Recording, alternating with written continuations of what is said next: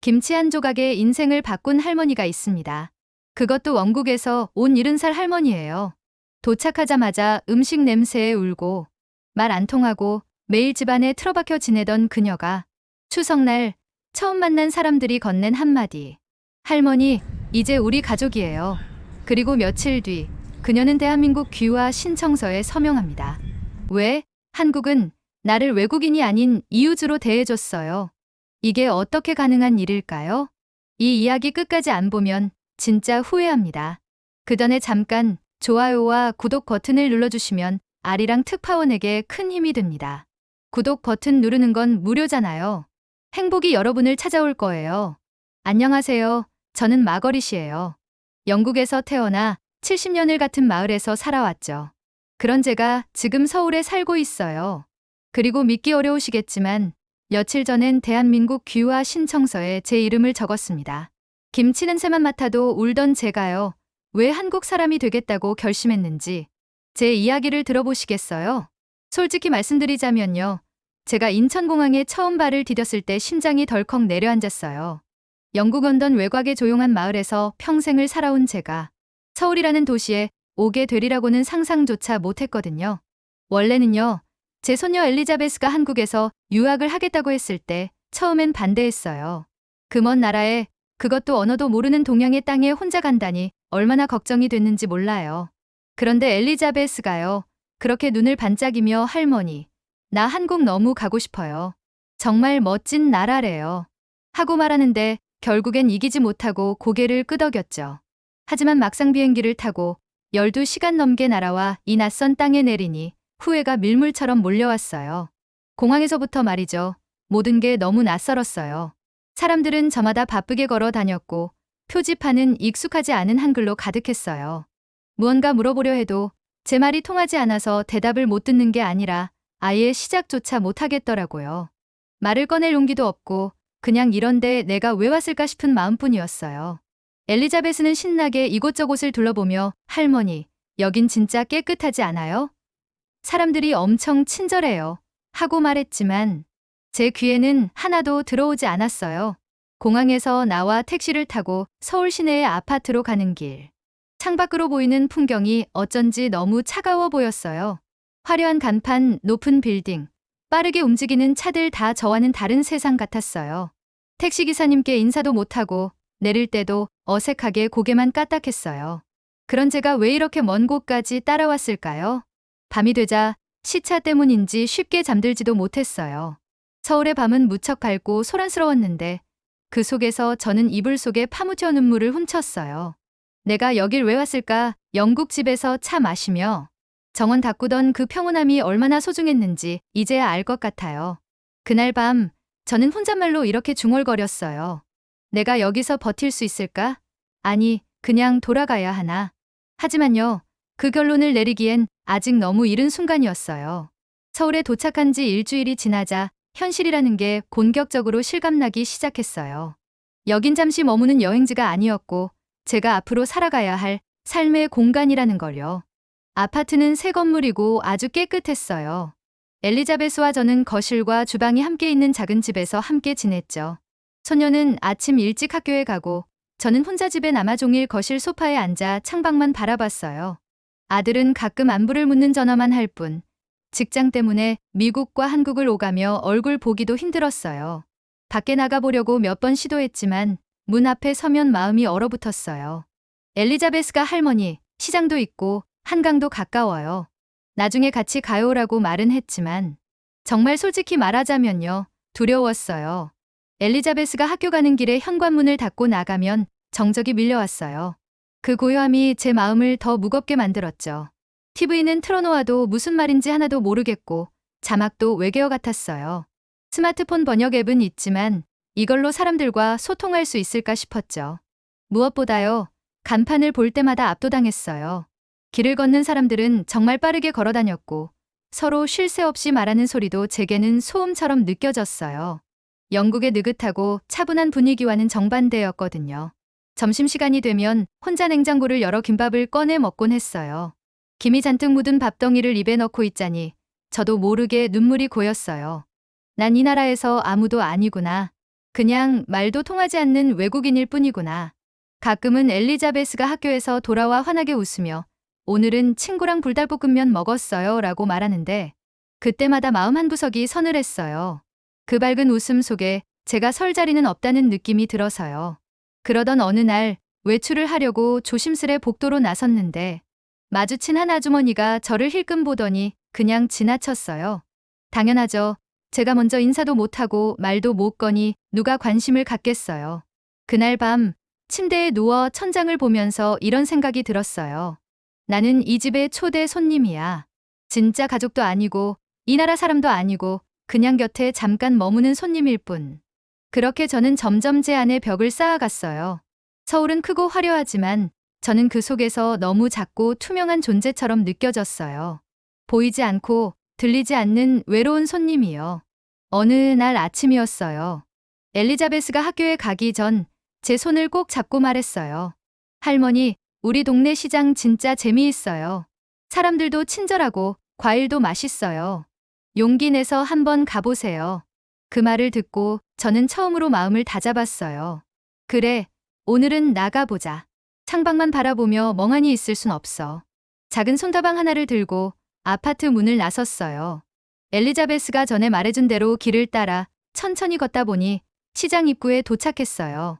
비닐 천막이 덮인 좁은 골목길 양옆으로 채소며 과일, 생선, 떡, 반찬들이 빼곡히 진열돼 있었죠. 그 풍경은 어쩐지 오래된 그림책 속 장면 같기도 했어요. 처음엔 모든 게 너무 시끄럽고 혼란스러워서 뒷걸음질 치고 싶었어요. 하지만 그때 한 과일 가게 앞에서 멈춰 섰어요. 붉은 사과가 산더미처럼 쌓여 있었거든요. 서툰 발음으로 사과 하나 주세요라고 말했죠. 그랬더니 상인이 제 얼굴을 보며 환하게 웃었어요. 할머니, 외국분이세요? 하나는 너무 적어요. 이거 서비스. 그러더니 봉지에 귤을 하나 더 담아주시더라고요. 처음엔 솔직히 당황했어요. 혹시 뭐 더 사라는 뜻인가 싶었거든요. 그런데 그 웃음은 너무 진심 같았어요. 처음 오셨죠? 시장 처음이면 이거 드셔보세요. 그렇게 한 아주머니는 김치를 작은 통에 담아 건네셨어요. 그 특유의 냄새에 살짝 긴장했지만 거절할 수 없었어요. 감사합니다 하고 어눌하게 말하자 옆에 있던 다른 상인도 웃으며 말했죠. 할머니, 한국말 잘하시네요. 그 짧은 인사들 속에서 무언가 제 마음이 조금씩 풀어지는 걸 느꼈어요. 한국어는 서툴렀지만 그들 눈빛과 표정은 따뜻했어요. 그 순간 저는 깨달았어요. 여기 사람들은 내가 생각했던 것보다 훨씬 따뜻하구나. 시장 골목을 돌아 나오는 길, 귤과 김치가 담긴 봉투를 품에 안고 걷는 발걸음이 조금은 가벼웠어요. 하늘은 여전히 회색빛이었지만 제 마음은 그날 처음으로 조금 밝아졌어요. 어쩌면 이곳에서 조금씩 살아갈 수 있을지도 모르겠어요. 시장에서 김치를 받고 돌아온 지 며칠 뒤였어요. 그날도 평소처럼 혼자 조용히 오후를 보내고 있었는데요. 갑자기 초인종 소리가 울렸어요. 놀라서 얼른 가보니 문 너머엔 낯익은 얼굴이 서 있었어요. 같은 층, 바로 옆집에 사는 중년의 아주머니였죠. 안녕하세요, 할머니. 김치찌개 끓였는데 혼자 드시기 심심하실까 봐요. 손에는 스테인리스 냄비가 들려 있었고 그 속에서 진한 향이 풍겨왔어요. 그 순간 제 마음이 덜컥 내려앉았어요. 이게 진짜인가? 왜 나한테 이런 걸? 어떻게 해야 할지 몰라서 어버버하다가 간신히 말했어요. 아, 고맙습니다. 저 괜찮은데. 그러자 아주머니는 부드럽게 웃으셨어요. 괜찮다니요. 밥 같이 먹으면 더 맛있죠. 같이 드실래요? 제가 문을 열자 아주머니는 자연스럽게 안으로 들어오셨어요.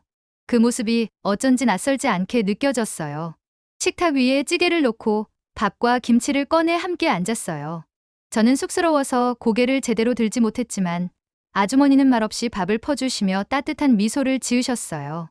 한 숟가락, 두 숟가락 김치찌개는 조금 맵고 조금 짰지만 왠지 눈물이 났어요. 이게 그리웠던 집밥의 느낌이었거든요. 영국에서도 누군가 이렇게 정성껏 밥을 챙겨준 기억은 오래됐어요. 한국 음식 괜찮으세요? 조금 맵지만 맛있어요. 서툰 한국어로 대답하자 아주머니가 웃으며 물을 따라주셨어요. 처음엔 다 그래요. 저도 매운 거 못 먹었는데 지금은 없으면 허전해요. 그 짧은 식사 시간 동안 저는 이상할 정도로 마음이 편했어요. 말은 많이 못했지만 말하지 않아도 마음이 전해지는 느낌이었어요. 치아를 마친 뒤 아주머니는 조심스럽게 말했어요. 혹시 필요한 거 있으시면 언제든지 초인종 눌러요. 외국에서 오셨으면 많이 불편하실 텐데 도와드리고 싶어요. 그 말을 듣는 순간 뭔가 가슴이 울컥했어요. 나는 외국인인데 왜 이렇게 잘해주실까? 감사하다는 말을 몇 번이고 반복했지만 마음속 혼란은 쉽게 가시지 않았어요. 그 친절이 고맙기도 하고 한편으로는 어쩐지 두렵기도 했어요. 이건 잠깐의 호의일까? 아니면 진짜 마음일까? 내가 이곳에서 정말 받아들여질 수 있을까? 하지만 그날 밤 엘리자베스가 돌아와 제 이야기를 듣더니 환하게 웃으며 말했어요. 할머니, 이제 진짜 한국 사람 다 됐어요. 이웃이랑 김치찌개 먹으면 가족이에요. 그 말을 듣고 저는 처음으로 이 낯선 나라에서 가족이라는 단어를 떠올렸어요. 진짜 가족이 아닌 마음으로 연결된 가족. 그게 시작된 느낌이었어요. 이웃 아주머니와 김치찌개를 나눠 먹은 뒤로 사람들의 친절이 더 많이 눈에 들어오기 시작했어요. 시장에 갈 때면 누군가 먼저 인사를 건넸고 엘리자베스 친구 어머니는 할머니, 나중에 같이 공원 가요라며 명함까지 주셨어요. 지하철에서는 자리가 비면 젊은 학생들이 할머니 여기 앉으세요 하며 양보해줬고요. 정말 믿기 힘들 만큼 따뜻했어요. 그런데요, 이상하게도 그 친절이 점점 저를 불편하게 만들기 시작했어요. 처음에는 감동이었어요.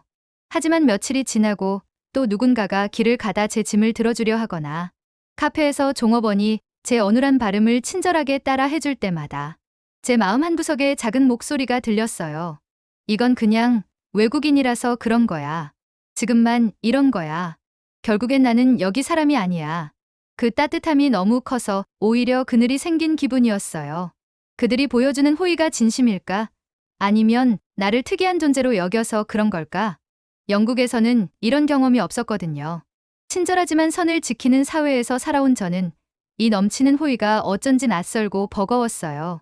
어느 날 시장에서 귤을 사는데 한 상인이 말했어요. 할머니, 오늘은 아프지 않으세요? 지난번보다 얼굴이 밝네요.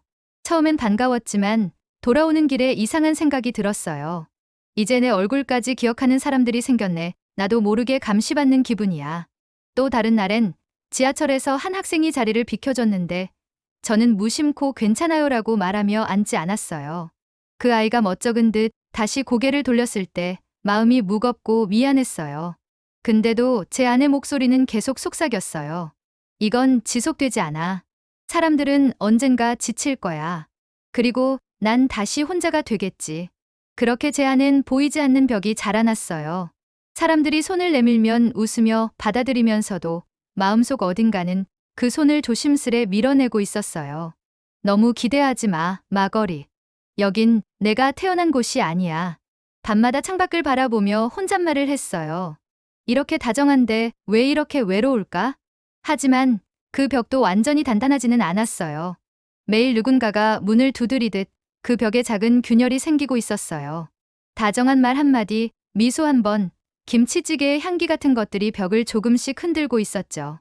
그리고 그 벽을 무너뜨릴 결정적인 순간은 아주 뜻밖의 방식으로 다가왔어요. 한국의 가장 특별한 명절, 추석을 앞두고 말이에요. 9월 말, 날씨가 선선해지면서 엘리자베스가 말했어요. 할머니, 이제 곧 추석이에요. 한국의 가장 큰 명절이에요. 영국의 크리스마스처럼 가족들이 모여 밥을 먹고 서로 선물을 주고받는 날이라고 하더군요. 그 설명을 들으면서 저는 오히려 더 깊은 외로움을 느꼈어요. 명절이라 나한텐 아무 의미 없는 날이겠네. 그런데 추석 전날 점심 무렵쯤 초인종이 울렸어요. 문을 열자 옆집 아주머니가 활짝 웃으며 말했어요. 할머니, 송편 빚으러 가요. 다들 모였어요. 순간 당황했어요. 내가 거기 가도 되나? 나는 가족도 아니고 한국 사람도 아닌데. 머뭇거리던 저를 아주머니는 망설임 없이 손을 잡아 끌었어요. 혼자 있으면 외롭잖아요. 같이 해요. 송편 만드는 거 어렵지 않아요. 그렇게 저는 엘리자베스 손을 잡고 아주머니 집으로 갔어요. 넓은 거실엔 이미 여러 이웃들이 모여 있었고 식탁 위엔 반죽과 고물, 깨소금이 정갈하게 놓여 있었어요. 모두들 서로 인사를 나누며 송편을 빚고 있었죠. 처음 보는 얼굴들이었지만 다들 따뜻했어요. 어느 할아버지는 할머니, 반죽 이렇게 접어야 안 터져요 하며 손으로 보여주셨고, 또 한 분은 제 송편을 보며 이거 모양 예쁜데요. 영국식 송편이네요. 하고 농담도 하셨어요. 엘리자베스는 옆에서 송편에 색색 고무를 뿌리며 깔깔 웃었고, 그 모습을 보니 저도 모르게 웃음이 났어요. 이 순간만큼은 낯선 이방인이 아닌 그저 평범한 이웃으로 느껴졌어요. 그러다 누군가가 말했어요. 할머니, 이제 우리 가족이에요. 그 말에 저는 아무 말도 할 수 없었어요.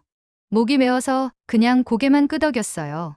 그리고 그 순간 마음속 단단히 쌓여있던 벽이 무너졌어요. 얼마나 오래 외로움을 견뎌왔는지, 얼마나 오랫동안 스스로를 이방인으로 만들고 있었는지, 이 따뜻한 송편 한 조각이 그 모든 걸 녹여버렸어요. 그날 저녁 집에 돌아와 식탁 위에 놓인 송편을 바라보며 속삭였어요. 이건 단순한 떡이 아니에요. 이건 마음이에요. 한국 사람들의 마음. 추석은 제게 단지 명절이 아니라 제가 처음으로 이곳 사람이 된 날이었어요. 가족이란 피가 아니라 마음으로 이어진다는 걸 저는 그날 처음 알게 되었어요.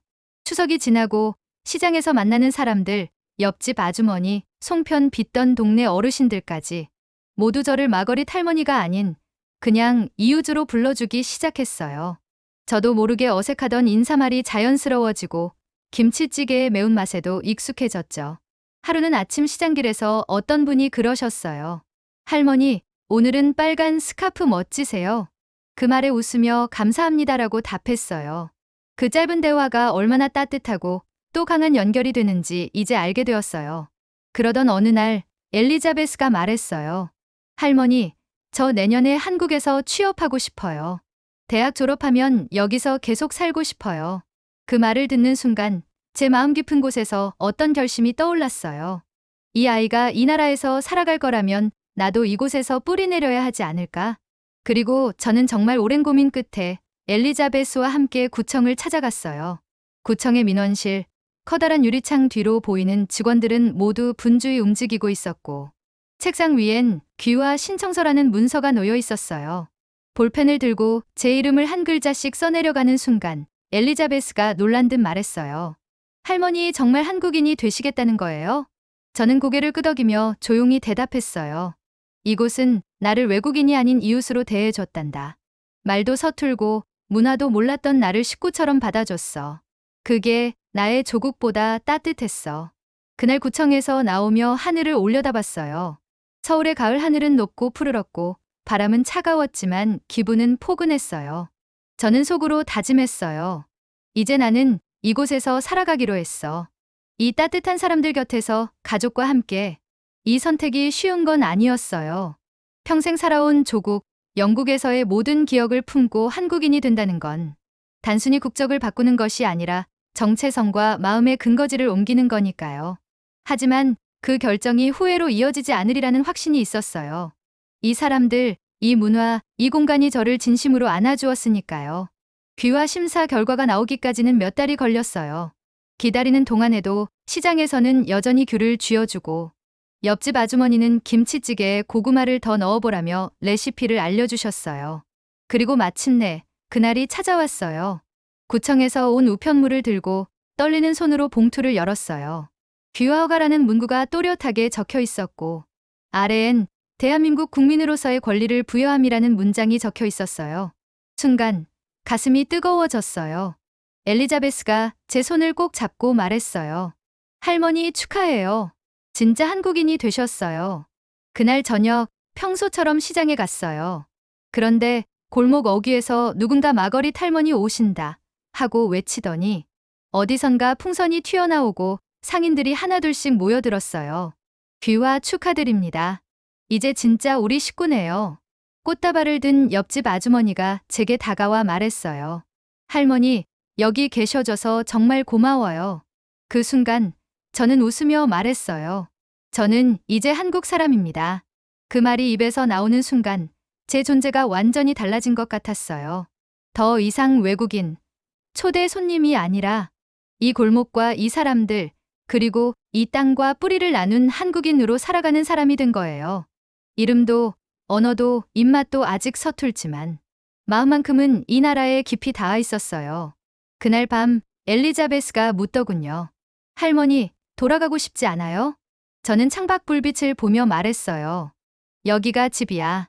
한국은요, 단순히 머무는 곳이 아니라 사람을 품어주는 나라예요. 그리고 저처럼 아주 멀리서 온 사람조차 가족으로 받아주는 나라예요. 이 이야기를 들으시는 여러분, 혹시 외국에서 혼자 외롭게 살아가고 계신가요? 한국은 그런 사람들에게 손 내밀어 줄 줄 아는 따뜻한 나라입니다. 저처럼 새로운 가족을, 새로운 삶을 이곳에서 만날 수 있어요. 지금 이 순간, 저는 떳떳하게 말할 수 있어요. 저는 한국 사람입니다. 오늘의 이야기는 여기까지입니다. 여러분의 마음속에 감동을 드릴 수 있도록 노력하는 아리랑 특파원이 되겠습니다. 저에게 힘을 주기 위해서 구독과 좋아요 버튼을 눌러주세요. 영상 제작에 큰 힘이 됩니다. 시청해 주셔서 정말 감사합니다.